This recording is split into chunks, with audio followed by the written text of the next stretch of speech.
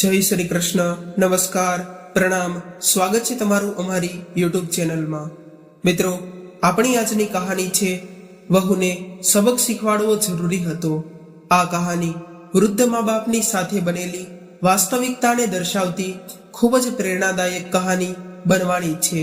તેથી મારી તમને વિનંતી છે તો આ કહાનીને અંત સુધી ધ્યાનથી સાંભળજો અને જો પસંદ આવે તો વિડીયોને લાઈક તેમજ તમારા અન્ય મિત્રો સાથે શેર કરજો। અને આવી જ કહાની સાંભળવા માંગતા હોય અને હજુ સુધી આ ચેનલને સબસ્ક્રાઇબ ન કરી હોય તો આ ચેનલને સબસ્ક્રાઇબ જરૂરથી કરી લેજો અને કોમેન્ટ બોક્સમાં સાચી શ્રદ્ધાથી હર હર મહાદેવ જરૂરથી લખી દેજો, જેથી ભગવાન ભોલેનાથની કૃપા આપણા સૌ પર નિરંતર બની રહે। તો મિત્રો, તમારો ઝાઝો સમય ન લેતા ચાલો શરૂ કરીએ આજની કહાની। આજે દિલીપ કામ પરથી ઘરે પરત આવ્યો ત્યારે તેના માતા પિતાને આવી હાલતમાં જોઈને તેના પગ નીચેથી જમીન સરકી ગઈ।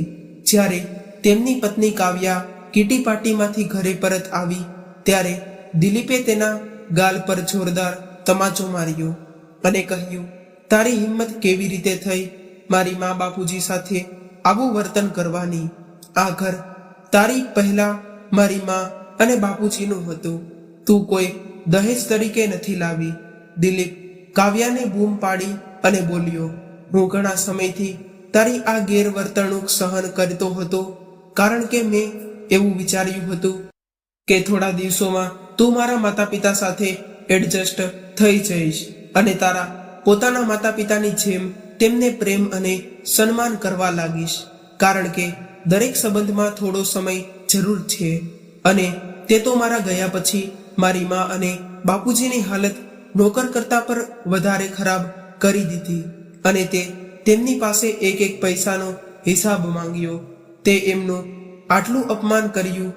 કાવ્યા, તું મારી એક વાત કાન ખુલ્લા રાખીને સાંભળી લે, તેઓ આ ઘરના તેમના પુત્રની કમાણી ખાય છે, તારા પપ્પાનો નહીં। હવે જલ્દીથી તારો સામાન પેક કર અને આ ઘરમાંથી ચાલતી પડ। દિલીપે ગુસ્સામાં ગર્જના કરીને કાવ્યને કહ્યું અને હાથ જોડીને તેની માતા પિતાને માફી માંગવા લાગ્યો। ખરેખર ગીતાજી અને મગનજી પહેલા તેમના ગામમાં રહેતા હતા। એક દિવસ ગીતાજીની તબિયત એટલી બગડી ગઈ હતી કે તેને હોસ્પિટલમાં દાખલ કરવા પડ્યા। હોસ્પિટલમાં ડોક્ટરે તપાસ કર્યા બાદ જાણવા મળ્યું કે તેને હાર્ટ એટેક આવ્યો હતો। હોસ્પિટલમાં તેમનો ઈલાજ કરવામાં ઝાઝો ખર્ચ આવે તેમ હતો અને મગનજી પાસે પત્નીની સારવાર કરાવવા માટે પૂરતા પૈસા ન હતા। તેથી તેમણે તેમના પુત્ર દિલીપને ફોન કરીને કહ્યું, દીકરા દિલીપ, તારી માતાની તબિયત ખૂબ જ ખરાબ થઈ ગઈ છે, તેમને હાર્ટ એટેક આવ્યો છે અને હોસ્પિટલમાં દાખલ છે। આ સાંભળીને દિલીપ સ્તબ્ધ થઈ રહ્યો અને તે ભાવુક થઈ ગયો અને બોલ્યો, પપ્પા, આ બધું કેવી રીતે થયું અને તમે મને પહેલા કેમ ન કહ્યું? દીકરા, આજે સવારે જ તારી માતાને શ્વાસ લેવામાં તકલીફ થવા લાગી હતી, તેથી તેમને હોસ્પિટલમાં લઈ જઈને તપાસ કરાવી ત્યારે ખબર પડી કે તેને હાર્ટ એટેક આવ્યો છે। ડોક્ટરે પૂરા 3 લાખ રૂપિયાનો ખર્ચ બતાવ્યો છે। દીકરા, તને અહીંયા આવવાની તસ્દી ન લેશે, બની શકે તો થોડા પૈસા મોકલી આપો। આટલું કહીને મગનજીનું ગળું દબાઈ ગયું। પિતાજી, તમે શું વાત કરો છો? તમે આ સમયે ત્યાં એકલા છો અને હું અહીં। પપ્પા, તમે ડોક્ટર પાસે જઈને તેમને કહો કે મારી માતાની સારવાર શરૂ કરે। હું શક્ય તેટલી વહેલી તકે ત્યાં પહોંચું છું અને તમે જરાય ચિંતા ન કરશો, નહીં મારી માતા સંપૂર્ણ રીતે ઠીક થઈ જશે। આ સમયે દિલીપ તુરંત તેના ઘરે પહોંચ્યો અને તેની પત્ની કાવ્યાને કહ્યું, તમારે જલ્દી મા બાપુજી પાસે પહોંચવું છે। તો કાવ્યાએ કહ્યું, અરે અરે, શું થઈ ગયું? ત્યારે દિલીપે કહ્યું, માતાની તબિયત ખૂબ જ ખરાબ છે, તેમને હાર્ટ એટેક આવ્યો છે, તું જલ્દી તૈયારી કર, આપણે જેટલું બની શકે તેટલું જલ્દી જવાનું છે।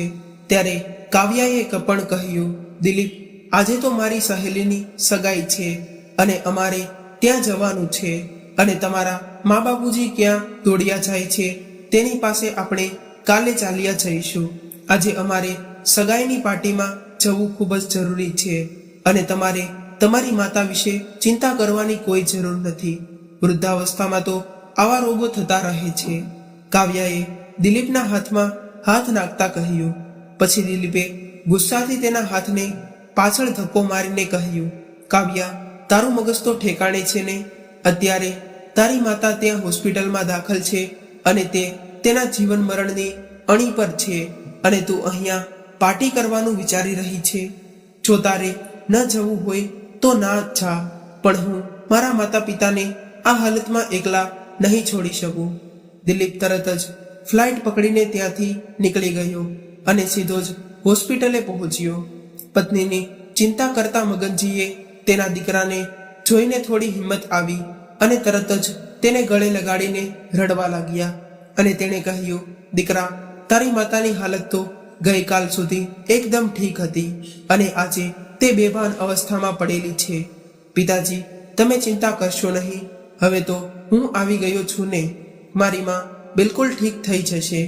દિલીપે મગનજીના આંસુ લૂસીને તેમને ખુરશી પર બેસાડ્યા અને તેમના પિતાનો હાથ પોતાના હાથમાં લીધો અને કહ્યું, તમે અહીં બેસીને ભગવાનને પ્રાર્થના કરો, બધું સારું થઈ જશે.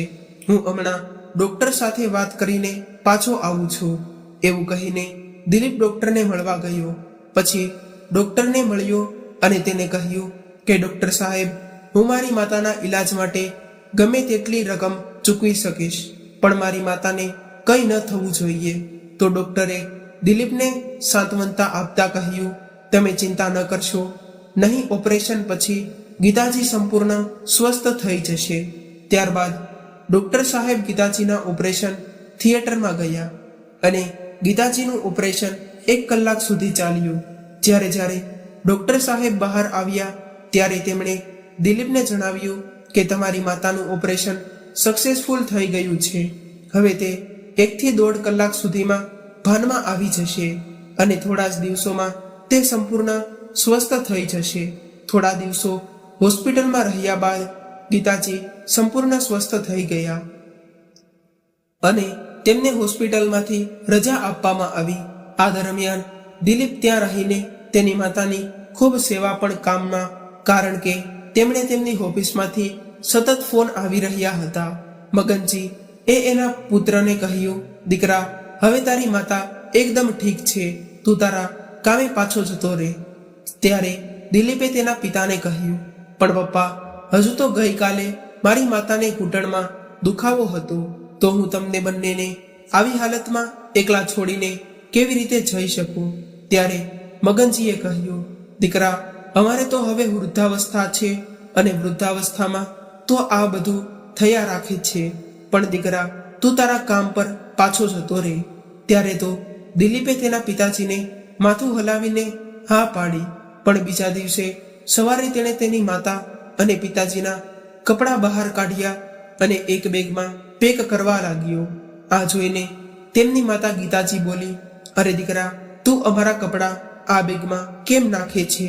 ત્યારે દિલીપે કહ્યું, કારણ કે માં, તમે લોકો હવે અમારી સાથે શહેરમાં આવો છો, હવે તમે અમારી સાથે જ રહેશો. નાના દીકરા, અમે અહીંયા બરોબર છીએ, અમારે શહેરમાં નથી આવવું. બસ તમે અહીં ક્યારેક મળવા આવતા રહેજો અને તમારો ચહેરો જોઈ શકશો, તે અમારા માટે પૂરતું છે. અને દીકરા, તું જાણે જ છો કે તારી વહુને અમારી સાથે રહેવું પસંદ નથી. એટલું કહેતા ગીતાજીની આંખોમાં આંસુ આવી ગયા. અરે માં, તમે એની ચિંતા ન કરો, હું બધું સંભાળી લઈશ, પરંતુ આ હાલતમાં હું હવે તમને એકલા નહીં છોડી શકું. તમે મારી સાથે આવો. તેના પુત્રના એટલા આગ્રહ પર ગીતાજી અને મગનજી બંને તેની સાથે તેના ઘરે જતા રહેવા તૈયાર થયા, પરંતુ ગીતાજીનો પગ તેના દરવાજા પર પડતા જ ધ્રુજવા લાગ્યો, કારણ કે તે તેની પુત્રવધૂના સ્વભાવને સારી રીતે જાણતી હતી. ગીતાજી ને આ રીતે ધ્રુજતા જોઈને દિલીપે હસીને કહ્યું, અરે માતા, આ ઘર અમારા પહેલા તમારું છે, તમે પૂરા અધિકાર સાથે આ ઘરમાં રહી શકો છો. એટલું કહીને દિલીપ તેના માતા પિતાનો હાથ પકડીને તેમને તેમના રૂમમાં લઈ ગયો. તેનો રૂમ જોઈને માતા પિતા બંને ભાવુક થઈ ગયા. ત્યારે તેમને દિલીપે કહ્યું, તમને ખબર છે પિતાજી, મેં જ્યારે આ ઘર ખરીદ્યું હતું ત્યારે આ રૂમનું સેટિંગ તમારા બંનેના કહેવા પ્રમાણે જ કર્યું હતું. આ સાંભળીને ગીતાજી અને મગનજીએ તેના પોતાના પુત્રને પ્રેમથી ગળે લગાવી લીધો. ત્યારે દિલીપ બોલ્યો, પિતાજી, હવે તમે બંને અહીં આરામ કરો.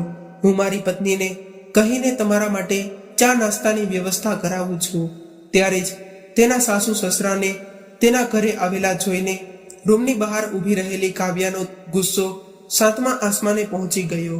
જેવો દિલીપ તેના માતા પિતાને તેમના રૂમમાં બેસાડીને બહાર આવ્યો એટલે તુરંત કાવ્યા તેનો હાથ પકડીને તેને તેના રૂમમાં લઈ ગઈ અને ગુસ્સામાં કહ્યું, દિલીપ, તારો મગજ ઠેકાણે છે કે નહીં? અમે શું અહીંયા વૃદ્ધાશ્રમ ખોલ્યું છે અને તને કોણે કહ્યું હતું અને અહીં લાવવા માટે? કાવ્યા, તું મારી સાથે તારી જીભ સંભાળીને વાત કરજે. તે મારા મા બાપુજી છે અને જો તું તેમના વિશે આવું કંઈક બોલીશ તો હું બિલકુલ સહન નહીં કરું અને હું મારા માતા પિતાની સંભાળ રાખીશ. હું એકલો જ કાફી છું તેમની સેવા કરવા માટે. પણ તું એક વાતનું ધ્યાન રાખજે કે તમારા કારણે મારા માતા પિતાને કોઈ તકલીફ ન થવી જોઈએ, નહીં તો મારા કરતા ખરાબ કોઈ નહીં હોય. આટલું કહીને દિલીપ રસોડામાં ગયો અને બીજા દિવસે તેણે એક નોકરાણીને તેમના માતા પિતાનું ધ્યાન રાખવા માટે રાખી. દિલીપની મા અને બાપુજી દિલીપ સાથે ખૂબ ખુશ હતા, પણ તેની વહુનું તેના પ્રત્યેનું આવું વર્તન જોઈને તેના મનમાં એક અજાણ્યો ડર હતો. એક દિવસ જ્યારે દિલીપને તેના કામ માટે થોડા દિવસો માટે શહેરની બહાર જવાનું થયું ત્યારે તેણે તેની નોકરાણીને બધું સમજાવ્યું કે મારી ગેરહાજરીમાં મારી માતા અને બાપુજીને કોઈ તકલીફ ન પડે તેનું ખાસ ધ્યાન રાખજે. ત્યારે જ પાસે ઊભેલી કાવ્યાએ આ બધી વાતો સાંભળીને તે મનમાં વિચારી કરી રહી હતી, પણ તેણે તે સમયે દિલીપને કશું ન કહ્યું. પોતાના પુત્રના મનમાં પોતાના માટે આટલી ચિંતા જોઈને ગીતાજીએ તેને કહ્યું, દીકરા, તું આટલી ચિંતા ના કર. તું કોઈ પણ જાતની ચિંતા કર્યા વગર તારા કામે જઈ શકે છે. આટલું કહીને તેણે તેના પુત્રના માથા પર હાથ મૂકીને તેને આશીર્વાદ આપ્યા. બીજા દિવસે દિલીપ ચાલ્યો ગયો અને તે જતાની સાથે જ તેની પુત્રવધુ કાવ્યાને મોકો મળી ગયો તેમની સાસુ અને સસરાને તંગ કરવાનો. તેની સાસુ સાંભળે તેમ એક દિવસ ફોન પર જોરથી વાતો કરતા તેણે કહ્યું, શું કહું તને યાર, મારી સાસુ અને સાસરા અહીં આવીને બેસી ગયા છે. તે એટલું પણ નથી જાણતા કે અહીં શહેરમાં કેટલી મોંઘવારી છે. તે લોકોને અહીંયા આવતાની સાથે જ અમારા ઘરનો ખર્ચો એટલો બધો વધી ગયો છે કે હું તને શું કહું. અને તેણે આખા ઘરને દવાખાનું બનાવીને રાખી દીધું છે. તે આટલા મૂર્ખ છે કે તેને ખાવા પીવાની પણ ખબર નથી પડતી અને કપડાં પહેરવાની પણ કોઈ ભાન નથી. અરે, તમારા માતા પિતાના ઘરમાં કોઈ આવા લોકોને તો નોકરીએ પણ ના રાખે. તેમની વહુની આ બધી વાતો સાંભળીને ગીતાજી અને મગનજી અંદરથી ખૂબ જ દુઃખી થઈ અને ગુસ્સે થયા, પણ એ બંને એમના પુત્રનું પારિવારિક જીવન બગાડવા માંગતા ન હતા. તેથી તેણે પુત્રવધુના આ અપમાનજનક શબ્દોને કડવી ખૂંડ સમજીને પી ગયા. એટલી વાતોથી પણ જ્યારે કાવ્યાને સંતોષ ન હતો ત્યારે તેણે તેના ઘરની નોકરાણીને પણ કાઢી મૂકી. આજે જ્યારે મગનજીને ચા પીવાનું મન થયું ત્યારે તેમણે તેમની પુત્રવધુને બોલાવીને કહ્યું, વહુ, આજે નોકરાણી કામ પર નથી આવી કે શું? ત્યારે કાવ્યાએ કહ્યું, બાપુજી, તેના પગારનો ખૂબ જ ખર્ચ હતો, તેથી મેં નોકરાણીને કામ પરથી કાઢી મૂકી છે. પછી મગનજીએ કહ્યું, મારું માથું ભારે લાગે છે, એટલે બહુ તમે મારા માટે એક કપ ચા બનાવી આપો ને. ત્યારે કાવ્યાએ ગુસ્સાથી કહ્યું, બાપુજી, અત્યારે મારી પાસે સમય નથી તમારા માટે ચા બનાવવાનો, અને આટલું કામ તો તમે જાતે પણ કરી શકો છો, નહીંતર તારા હાથ પગ જામ થઈ જશે તો તમને જ તકલીફ પડશે. અને માજી, તમારે પણ આરામ કરવામાં આખો મહિનો વિતાવવા આવ્યા છો. હવે મારી સાથે રસોડામાં થોડું જાજો કંઈક કામ કરાવવા લાગો. ત્યારે મગનજીએ કહ્યું, બહુ, દીકરા, જે પણ કામની જરૂર હોય તે મને કહો. તારી સાસુની તબિયત હજુ બિલકુલ ઠીક નથી થઈ અને તે અત્યારે ખૂબ ચાલી પણ નથી શકતી.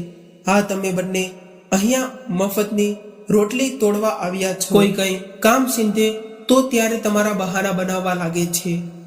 લ્યો આ થેલી અને બજારમાં જાઓ શાકભાજી લેવા, અને હા, તાજી શાકભાજી લાવજો અને લાવીને તેને સારી રીતે ધોઈ અને ફ્રીજમાં રાખી દેજો. ત્યારે મગનજીએ થેલી પકડી અને શાકભાજી ખરીદવા માટે ગયા. શાકભાજી ખરીદીને પરત ફરતી વખતે લાંબા સમય સુધી ચાલવાને કારણે તેને શ્વાસ લેવામાં તકલીફ થવા લાગી અને જ્યારે તે થાકીને ઘરે પહોંચ્યા ત્યારે તેને તેની વહુને કહ્યું, વહુ, મને એક ગ્લાસ પાણી આપો. આ સાંભળીને તેની પુત્રવધુએ કહ્યું, બાપુજી, હું તમારી નોકરાણી નથી કે તમે મને ઓર્ડર કરી રહ્યા છો. તમે શાકભાજી લાવીને મારા પર કોઈ ઉપકાર નથી કર્યો. તમે અહીં રહેશો તો તમારે કામ તો કરવું જ પડશે અને તમારે જે જોઈએ તે તમારા હાથે લઈ લ્યો. આટલું કહીને કાવ્યાએ નાસ્તો લીધો અને રૂમમાં ચાલી ગઈ.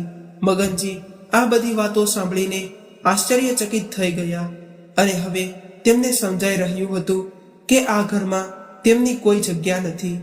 તે પોતે લડથાતા પગલાએ સાથે રસોડામાં ગયા અને પાણીનો ગ્લાસ પીધો. પછી તેમના રૂમમાં જ તે સૂઈ ગયા. ગીતાજી તેની પુત્રવધુની આ બધી વાતો પોતાના રૂમમાં સૂતા સૂતા સાંભળી રહ્યા હતા. જ્યારે મગનજી રૂમમાં પહોંચ્યા ત્યારે તેમણે જોયું કે ગીતાજીની આંખોમાંથી આંસુ વહી રહ્યા હતા. ત્યારે તેમની પત્નીના ખંભા પર હાથ મૂક્યો અને કહ્યું, તું બિલકુલ ચિંતા ન કર, અમારો પુત્ર આવી જશે એટલે બધું જ બરાબર થઈ જશે. તે આપણી સાથે હશે, પછી આપણે ચિંતા કરવાની કોઈ જરૂર નથી. ગીતાજીથી હજી પણ કામ થઈ શકતું ન હતું. હાથ પગ અને સાંધામાં ખૂબ જ દુખાવો થતો હતો. આજે બપોર થવા આવ્યા હતા પણ મગનજી અને ગીતાજીએ હજુ સુધી નાસ્તો નહોતો કર્યો અને જ્યારે રસોડામાં જોયું તો તેમની પુત્રવધુએ ખાવાનું પણ બનાવ્યું ન હતું. ત્યારે મગનજીએ જાતે જ પોતાના માટે અને પોતાની પત્ની માટે ભોજન બનાવ્યું અને તેની રૂમમાં જઈને તેમની પત્નીને ખવડાવ્યું. આ જોઈને તેની પુત્રવધુ તેના રૂમની બહાર આવી અને બૂમો પાડવા લાગી, આ શું છે? તમે લોકોને જરાય શરમ નથી આવતી? મારું આખું ઘર રસોડું બગાડી નાખ્યું છે. મારે મારું રસોડું સાફ કરવું પડશે. તો મગનજીએ કહ્યું, વહુ દીકરા, તમે ચિંતા ના કરો, હું આખું રસોડું જાતે જ સાફ કરી દઈશ. આટલું કહીને મગનજીએ આખું રસોડું અને વાસણો સાફ કરી દીધા. બપોરનું થોડું ખાવાનું પડ્યું હતું એટલે સાંજે એ બંનેએ એ જ ભોજન કરી લીધું. દિલીપ તેની માતાને અને પિતાજીને રોજ સવાર સાંજ તેમની હાલત પૂછવા ફોન કરતો હતો, પરંતુ તે બંનેએ ક્યારેય તેની પુત્રવધુની ફરિયાદ તેમના પુત્રને ન કરી અને હંમેશા કહેતા હતા કે દીકરા, તારે ચિંતા કરવાની કોઈ જરૂર નથી, તું ફક્ત તારા કામમાં ધ્યાન રાખજે. બીજે દિવસે સવારે તેની પુત્રવધુએ શાકભાજી લાવવા માટે 200 રૂપિયા અને થેલી આપતા કહ્યું, બાપુજી, બધી શાકભાજીનો હિસાબ એક કાપલી પર લખીને લાવજો. ત્યારે મગનજી ચૂપચાપ થેલો લઈને ચાલ્યા ગયા. શાકભાજી વેચવાવાળાએ મગનજીને શાકભાજીની થેલી પકડાવી ત્યારે મગનજીએ કહ્યું, ભાઈ, એક કામ કરો, મને એક કાગળ પર બધી શાકભાજીનો હિસાબ લખીને આપો. ઠીક છે બાપુજી. આટલું કહીને શાકભાજીવાળા ભાઈએ નજીકમાં પડેલા એક કાગળ પર તમામ શાકભાજીની કિંમત લખીને મગનજીને આપી દીધી. ત્યારે મગનજી વિચારવા લાગ્યા કે સારું છે કે કાગળ પર બધી શાકભાજીની કિંમત અને વજન લખેલું છે, તેથી મારી પુત્રવધુને મારા પર કોઈ શંકા નહીં રહે. આટલી કડકચરથી શિયાળાની ઠંડીમાં વહેલી સવારે શાકભાજી લઈને વખતે મગનજીની હાલત બગડી ગઈ. તેમને લાગ્યું કે જાણે હાથ પગ શૂન્ય થઈ ગયા છે. રસ્તામાં તેમને એક ચાની દુકાન જોઈને તો ત્યારે તે ત્યાં ઊભા રહી ગયા અને તેમણે એક કપ ચા પીધો. તેને જોયું કે નજીકમાં આગ સળગી રહી હતી, તેથી તે થોડીવાર ત્યાં બેસીને હાથ પગ અગ્નિમાં શેક્યા. તેથી તેને ઠંડી થોડી રાહત મળી અને જ્યારે તે શાકભાજી લઈને ઘરે પહોંચ્યા અને બધી જ શાકભાજી ધોઈને તેમણે ફ્રીજમાં મૂકી અને કહ્યું કે વહુ, બધી શાકભાજી આવી ગઈ છે અને મેં તેને ધોઈને ફ્રીજમાં રાખી દીધી છે. પણ પુત્રવધુ તરફથી કોઈ અવાજ ન આવ્યો. કદાચ તે ફરીથી સૂઈ ગઈ હશે. ઘરે પહોંચ્યા પછી મગનજીને ફરીથી ચા પીવાનું મન થયું. તેથી તેઓએ તેમની માટે અને પોતાની પત્ની માટે ચા બનાવી અને તેમના રૂમમાં ગયા. જ્યારે તેમને ચા પહેલી ચૂસકી લીધી જ હતી ત્યારે તેમની પુત્રવધુ કાવ્યા જોર જોરથી બૂમો પાડવા લાગી અને આખું ઘર ઊંચું લીધું અને ખબર હતી તમને આ ઉંમરે ચોરી કરતા શરમ ન આવી? મેં શાકભાજી લેવા જે પૈસા આપ્યા હતા તેમાંથી 10 રૂપિયા વધ્યા હતા, તે ક્યાં ગયા? ત્યારે મગનજીએ કહ્યું, ના વહુ, હું વહેલી સવારે શાકભાજી ખરીદવા ગયો હતો, તેથી ઠંડીને કારણે મારા હાથ પગ ઠંડા પડી ગયા હતા. તેથી મેં તે 10 રૂપિયાની ચા રસ્તામાં એક ચાની દુકાન પર ચા પીધી હતી. આ તમે ચા ઘરે આવીને નહોતા પી શકતા? તમારે ત્યાં દુકાન પર ચા પીવાની શું જરૂર હતી? એક તો તેના પુત્રને આ બંનેને લાવીને મારા માથા પર બેસાડ્યા છે અને તે પોતે ગાયબ થઈ ગયા છે. અને આ બંનેએ જે લોકો છે જેઓ મને મારા નાકમાં દમ લાવી રહ્યા છે. પુત્રવધુની મરચા કરતાં પણ વધુ તીખી વાતો સાંભળીને મગનજી હેરાન રહી ગયા અને એક ક્ષણે તેમના મનમાં આવ્યું કે હું વહુને કહી દઉં કે વહુ, મેં માત્ર 10 રૂપિયાની ચા પીધી છે, એમાં આટલી બૂમો પાડવાનું શું કારણ છે? પણ પછી તેણે તેના દીકરાના ખાતર વધુ ચૂપચાપ રહેવાનું સહન કર્યું. હવે તો મગનજી દરરોજ તેની અને પોતાની પત્ની માટે ચા, નાસ્તો અને ખાવાનું જાતે જ બનાવવાનું શરૂ કર્યું અને રસોડામાં વાસણો પણ જાતે જ સાફ કર્યા. એક દિવસ કાવ્યાની સહેલી તેને મળવા માટે તેના ઘરે આવી હતી. ત્યારે મગનજી તેની પત્ની ગીતાજી માટે દાળ બનાવી રહ્યા હતા. ત્યારે કાવ્યા હસવા લાગી અને તેણે કહ્યું, અરે ડિમ્પલ, તું કેમ આવી? મને બોલાવી લેતી હતી ને હું ખુદ આવી જાત અને તને મળવા માટે, કેમ કે હું તારા ઘરે તને મળવા માટે ન આવી શકું. અરે નહીં, એવી વાત નથી. ચાલો ઠીક છે, તું મારા રૂમમાં જા, ત્યાં બેસીને વાતો કરીએ. કાવ્યા ઝડપથી તેની સહેલીનો હાથ પકડીને તેના રૂમમાં લઈ ગઈ, જેથી તેની નજર તેના સસરા ઉપર ન પડે. બંને બેસીને એકબીજા સાથે વાતો કરી રહ્યા હતા. ત્યારે જ મગનજી ત્યાં આવ્યા. તેણે ત્યાં પહોંચીને કહ્યું, અરે વહુ, મને દાળનો મસાલો નથી મળી રહ્યો, તે ક્યાં છે? તે શોધી શકતો નથી. આ સાંભળીને કાવ્યાના હાવભાવ ઉડી ગયા અને તેણે ગુસ્સામાં કહ્યું, મેં તમને કેટલી વાર કહ્યું છે કે મારા રૂમમાં ન આવો. મારી પણ પોતાની અંગત જિંદગી છે. શું તમને આ વાત સમજવામાં નથી આવતી? હવે જાઓ અહીંયાથી. પછી તેની સહેલી ડિમ્પલે કાવ્યાને પૂછ્યું, આ વૃદ્ધ કોણ છે? મેં તેને તારા ઘરે પહેલા ક્યારે નથી જોયા. અરે એવું કંઈ નથી, તે અમારો નવો નોકર છે. તે હમણાં જ આવ્યો છે, તેથી તેને ખબર નથી કે કઈ સામગ્રી ક્યાં રાખવાની છે. તું તેમની વાત છોડી દે અને મારી વાત સાંભળ. જ્યારે મગનજીએ તેમની વહુના આ શબ્દો સાંભળ્યા ત્યારે તેને પોતાના કાન પર વિશ્વાસ ન આવ્યો. ત્યારે જ કાવ્યાએ પાછળથી અવાજ કર્યો, સાંભળો, મારા માટે અને મારી સહેલી માટે 2 કપ કોફી બનાવો. તેમની વહુની આ વાત સાંભળીને મગનજીએ તેમના માટે ચૂપચાપ કોફી બનાવી અને તેણે તેની વહુ પાસે રાખી ને તે પાછા ત્યાંથી આવી ગયા અને ગીતાજી માટે ઘી વગરનો શીરો બનાવી અને તેના રૂમમાં ગયા. રૂમમાં જતાં જ ગીતાજીએ તેના પતિને પૂછ્યું કે શું થયું? પુત્રવધુ કેમ બૂમો પાડી રહી હતી? ત્યારે મગનજીએ કહ્યું, અરે ગીતા, એવી કાંઈ વાત નથી, તું શીરો ખાઈ લે અને પછી આરામ કર. થોડી વાર પછી કાવ્યા ગુસ્સામાં બૂમો પાડતી પાડતી આવી અને કહ્યું કે જો તમને કોફી બનાવતા નથી આવડતું તો તમે બનાવી નહોતા શકતા. અમારો કોફીનો ટેસ્ટ બગાડી નાખ્યો. ત્યારે ગીતાજીએ વહુને પ્રેમથી પૂછ્યું, શું થયું? તો તેણે કહ્યું, તમે તો ચૂપ જ રહો. તમે તો નથી કામના કે નથી કાજના. તમે તો છો દુશ્મન અનાજના.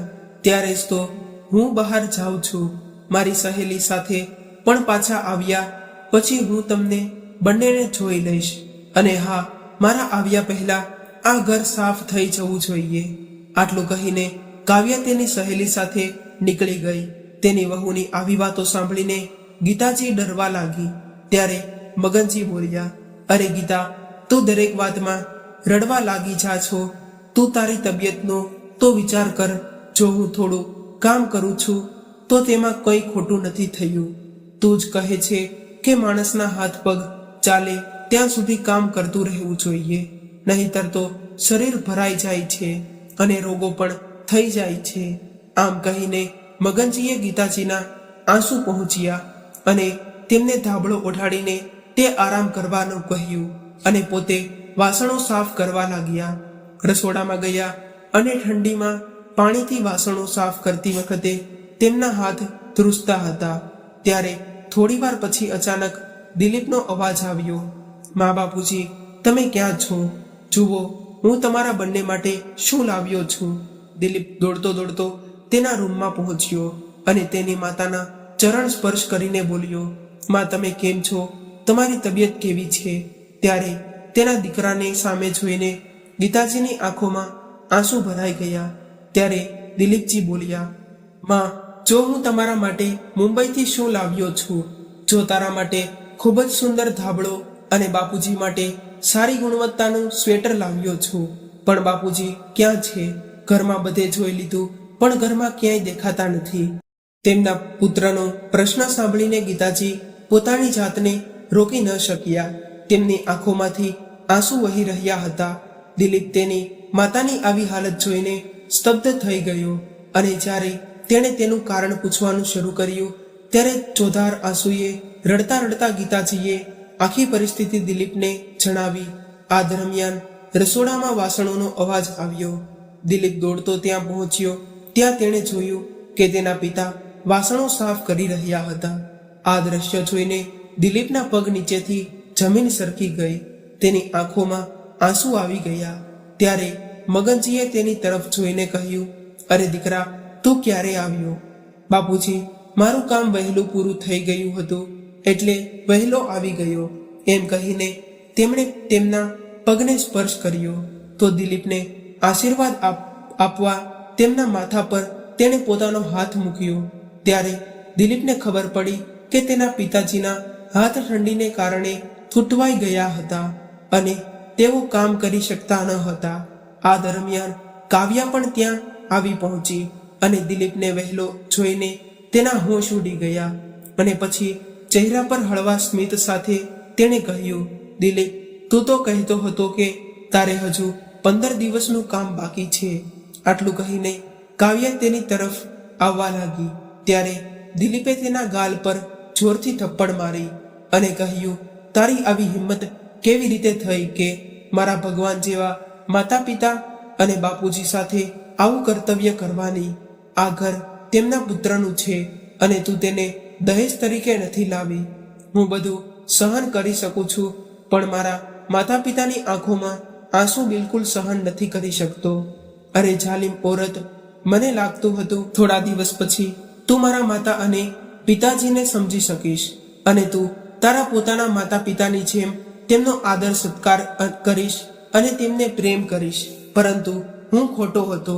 મારા ગયા પછી તે મારા માતા અને પિતાને નોકરીની જેમ વર્તન કર્યા અને તમે કોઈ શરમ નથી આવતી? બસ હવે બહુ થઈ ગયું. તું તારો સામાન પેક કર અને અહીંથી નીકળી જા, મારી સામેથી. દિલીપે ગુસ્સાથી બૂમ પાડીને અને કહ્યું, આ ઘરમાં તારા માટે કોઈ જગ્યા નથી. આ સાંભળીને કાવ્યા દિલીપના પગમાં પડી ગઈ અને માફી માંગવા લાગી. અને તમે આવું કેવી રીતે કહી શકો મારી સાથે? તમે તો મને પ્રેમ કરો છો. હા, હું તને પ્રેમ કરું છું, પણ એનો અર્થ એ નથી કે હું મારા જન્મદાતા મા બાપનું અપમાન સહન કરીશ અને તેમને છોડી દઈશ. મેં વિચાર્યું હતું કે એક દિવસ તું મારી મા અને બાપુજીને સમજી શકીશ, પણ તારા જેવી સ્ત્રીઓ હસતા ખેલતા પરિવારને બરબાદ કરી નાખે છે. અરે મને મારી જાત પર શરમ આવી છે કે મેં મારી મા બાપુજીને તારા જેવી ક્રૂર ઓરતને સોંપી દીધા છે. આટલું કહીને દિલીપની આંખોમાં આંસુ આવી ગયા અને તેમના માતા પિતા સામે હાથ જોડીને તેણે કહ્યું, મને માફ કરી દેજો. આજ પછી હું અહીં છું ત્યાં સુધી તમને બંનેને કોઈ તકલીફ નહીં પડે. પછી કાવ્યાએ તેના સસરાના શબ્દો સાંભળી અને કહ્યું, માજી, બાપુજી, મને માફ કરી દો. મારાથી ખૂબ મોટી ભૂલ થઈ ગઈ છે. અજાણતા મેં તમારી સાથે ખૂબ જ ખરાબ વર્તન કર્યું છે. પછી ગીતાજી બોલ્યા, દીકરા, પુત્રવધૂને માફ કરી દે. લડાઈ ઝઘડો ક્યાં ઘરમાં નથી થતો. પણ દિલીપે તેમની માતાની વાત ન માની અને પત્નીનો હાથ પકડીને તેને ઘરની બહાર કાઢી મૂકી. મગનજીએ તેને રોકવાનો પ્રયત્ન કર્યો, પણ દિલીપે કહ્યું, ના પપ્પા, હવે તમે આટલું નહીં કરશો. જો હું આજે તેને માફ કરીશ તો જે મહિલાઓ પોતાના સાસરિયાઓ સાથે આવું વર્તન કરે છે તે ક્યારેય પાઠ શીખી શકશે નહીં. તો મિત્રો, તમને આ કહાની કેવી લાગી તે લાઈક અને કોમેન્ટ કરીને જરૂર જણાવજો. અને આવી જ કહાની સાંભળવા માંગતા હોય તો આ ચેનલને સબસ્ક્રાઇબ કરવાનું ભૂલશો નહીં. તો ચાલો હવે ફરી મળીશું એક નવી કહાની સાથે. ત્યાં સુધી તમારા મિત્રોને જય શ્રી કૃષ્ણ, રાધે રાધે, હર હર મહાદેવ.